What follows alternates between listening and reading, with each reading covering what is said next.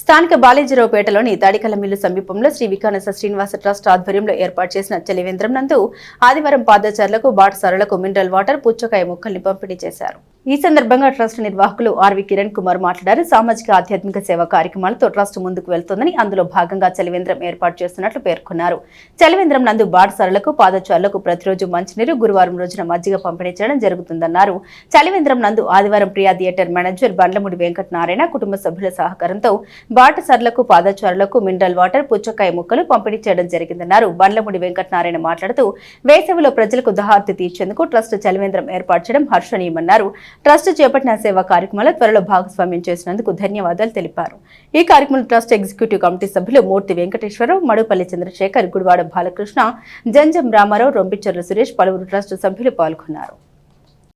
వేసవి దాహార్తిని తీర్చేందుకు స్థానిక బాలాజీరావుపేటలోని తాడికల మిల్లు సమీపంలో శ్రీ వికానస శ్రీనివాస ట్రస్ట్ ఆధ్వర్యంలో ఏప్రిల్ 1వ తేదీ నుండి చలివేంద్రం ఏర్పాటు చేయడం జరిగింది.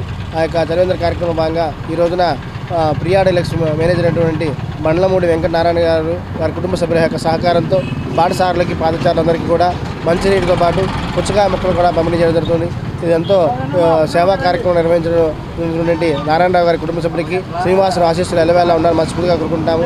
అలాగే ఈ ఎండాకాలం 3 నెలలు కూడా ఈ యొక్క చలివేంద్రంను వికానస శ్రీనివాస ట్రస్ట్ ఆధ్వర్యంలో నిర్వహించడం జరుగుతుంది. దాతలు ముందుకు వచ్చి సహాయ సహకారం అందించాలని కోరుతున్నాము. ప్రతిరోజు కూడా మినరల్ వాటర్ని ఉచితంగా అందజేయడం జరుగుతుంది.